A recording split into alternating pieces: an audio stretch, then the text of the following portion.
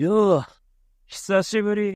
राम राम भाई और बहनों, मेरा नाम है शाहिराज। चलिए शुरू करते हैं आज का एपिसोड 127। एपिसोड शुरू करने से पहले मैं आपको कुछ चीजें बताना चाहता हूँ। अब इसके बाद वाले जो एपिसोड आने वाले हैं 128 से लेकर 137 तक, वो सारे फीलर होने वाले हैं। अब जिनको नहीं पता उनको मैं बता दूं कि फीलर उसे कहते हैं जिसकी स्टोरी मांगा से कोई रिलेट नहीं करती।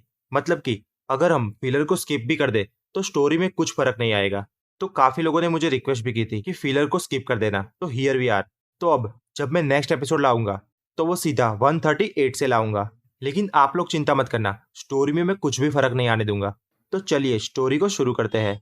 एपिसोड की स्टार्टिंग में हम देखते हैं कि इक्काकू ने कोई अजीब सी टी शर्ट पहनी है। वहां पर अचानक से रांगी को आ जाती है और वो उसको देखकर काफी हंसने लगती है। इक्काकू कहता है कि तुम कहाँ से आ गई। रांगी को उसे बताती है कि घर का पीछे का दरवाजा खुला था, तुम काफी अनसेफ प्लेस में रह रहे हो और तुम्हारी मर्दानगी को क्या हो गया है। इक्काऊ कहता है कि ये टी शर्ट मुझे घर के मालिक ने दी है और मालिक का मानना तो हमारा हक बनता है। अब वहां पर केगो की बहन आ जाती है और रांगिको को देखकर काफी गुस्सा होने लगती है। अब दूसरी तरफ हम देखते हैं कि ओरिहिमे और योरोइची-सान किसुके के पास आते हैं। ओरिहिमे वहां पर सादो को ट्रेनिंग करते हुए देखती है। अब उराहारा ओरिहिमे से कहता है कि मुझे रांगिको ने सब बता दिया है, तो तुम्हें भी आइजेन का मकसद पता है। हाँ, ये न्यूज मेरे लिए काफी शॉकिंग थी, लेकिन अभी विंटर में जो लड़ाई होने वाली है हमें उसके लिए तैयार रहना चाहिए। वो एक ऑल आउट वॉर होने वाली है। पिछले टाइम के मुकाबले काफी ज्यादा खून बहेगा। हमें और सोल सोसाइटी को अभी और ताकत की जरूरत है। ओरिहिमे कहती है कि मुझे भी ताकतवर बनना है। और एक तरफ सादो भी अपनी ट्रेनिंग चालू रखता है। अब उराहारा ओरिहिमे से कहता है कि ओरिहिमे, तुम मेरा एक काम करोगी। जब वॉर शुरू होगा तो मैं चाहता हूँ कि तुम इस लड़ाई से दूर रहो। ये सुनकर सादो और रेंजी काफी शौक हो जाते हैं, लेकिन उराहारा बताता है कि सुबाकी अभी भी रिस्टोर नहीं हुआ। लास्ट टाइम यामी से लड़ते वक्त वो डिस्ट्रॉय हो गया था। ओरिहिमे कहती है कि हाँ, आप सही कह रहे हो, पता नहीं मैं उसे क्यों हील नहीं कर पा रही। तो उराहारा कहता है कि सुबह की ही तुम्हारा अटैक पावर था, लेकिन अभी वो डिस्ट्रॉय हो चुका है, तो मैं चाहता हूँ कि तुम लड़ाई से दूर रहो। तो सादो वहां आकर कहता है कि नहीं उराहारा साहब, ऐसा नहीं हो सकता।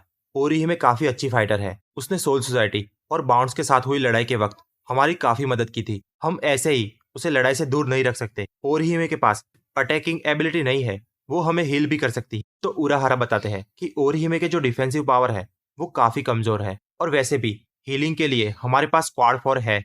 हमारे पास कैप्टन उनोहाना और लेफ्टिनेंट कोत्सेकू भी है, तो हमें ओरिहिमे की कोई जरूरत नहीं है। जब एक योद्धा अपनी एबिलिटी घुमा देता है तो वो बस एक बोझ बनकर रह जाता है। अब ओरिहिमे काफी निराश हो जाती है और कहती है कि थैंक यू उराहारा जी, आपने मुझे सब सच बता दिया, और वहां से भागकर चली जाती है। सादो उसके पीछे जाने वाला था, लेकिन रेंजी उसे रोककर कहता है कि मिस्टर उराहारा सही कह रहे हैं। सोल सोसाइटी में जो स्क्वाड 4 है वो मेडिकल में एक्सपर्ट है, और अगर बात लड़ाई की आ जाती है तो वो लोग लड़ाई में भी काफी एक्सपर्ट है। और अगर मैं ओरिहिमे की बात करूँ तो उसकी पर्सनालिटी लड़ाई के लिए बनी ही नहीं है। ओरिहिमे भागते हुए बाहर निकल रही थी, तभी रुकिया उसे मिलती है। वो रुकिया को देखकर रोने ही लग जाती है। अब रुकिया उसे स्कूल की छत पर ले जाती है, जहाँ पर वो ओरिहिमे से कहती है कि उराहारा को ऐसा नहीं कहना चाहिए था, मैं उसे छोड़ूंगी नहीं। तो ओरिहिमे हंसकर कहती है कि नहीं, जो हुआ अच्छे के लिए हुआ, वैसे भी मैं काफी कमजोर हूँ। तो रुकिया गुस्सा होकर कहती है कि तुम्हें जरा सा भी गुस्सा नहीं आ रहा कि तुम्हें ऐसे ही बाहर निकाल दिया जा रहा है। तो ओरिहिमे कहती है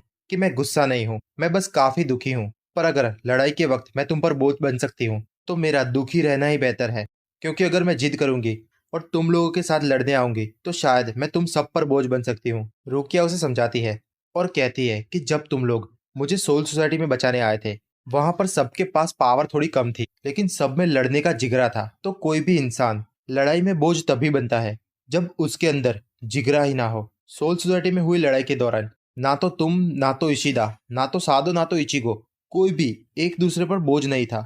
अगर तुम में से कोई एक भी वहां पर नहीं आया होता तो मैं शायद आज जिंदा नहीं होती।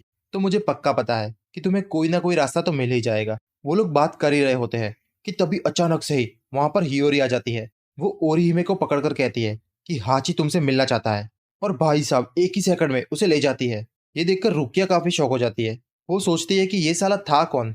अब हियोरी उसे ट्रेनिंग ग्राउंड पर लाती है और वहां पर हाची उससे मिलता है। हाची ओरिहिमे के सर को पकड़ता है और उसे लेफ्ट बाजू घुमाता है। वो कहता है कि तुम्हारी जो हेयर पिन है वो तुम्हारे पावर का सोर्स है, लेकिन उनमें से एक डिस्ट्रॉय हो चुकी है। तो ओरिहिमे बताती है कि हाँ, लड़ाई के दौरान वो टूट गई थी और मैं उसे फिक्स नहीं कर पा रही हूँ। तो हाची कहता है कि तुम चाहो तो मैं उसे फिक्स कर सकता हूँ। ये सुनकर ओरिहिमे काफी खुश हो जाती है और माशिरो कहती है कि हाची उस लड़की की मदद क्यों कर रहा है, वो तो एक अनजान लड़की है और नखरे करने लगती है।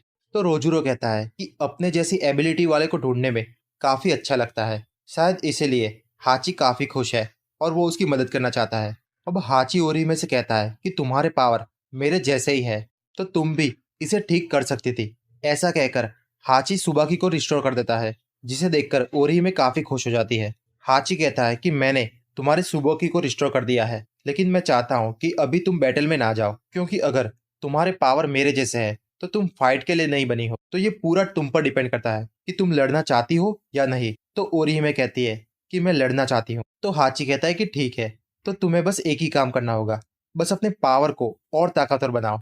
अब ओरीहिमे हाची को थैंक यू कहती है और वहां से जाने लगती है। अब वो बैरियर के बाहर निकलती है और रुकिया को देखती है। रुकिया कहती है कि मैंने अंदर इचिगो के स्पिरिचुअल प्रेशर को महसूस किया है, तो मुझे पता है कि वो बुद्धू अभी ट्रेनिंग कर रहा होगा, लेकिन मैं बस इसी बात से खुश हूँ कि वो अभी सेफ है।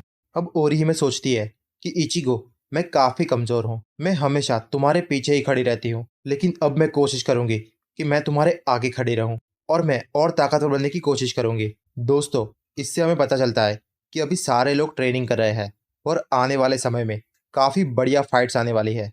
अब सीन चेंज होता है, हम देखते हैं कि उल्क्योरा कहीं जा रहा है। वो यामी के पास जाता है, जहाँ पर यामी का हाथ हील हो रहा था। यामी कहता है कि हमारी आंखों की तरह हमारी बॉडी भी रिस्टोर हो जाती तो काफी अच्छा होता।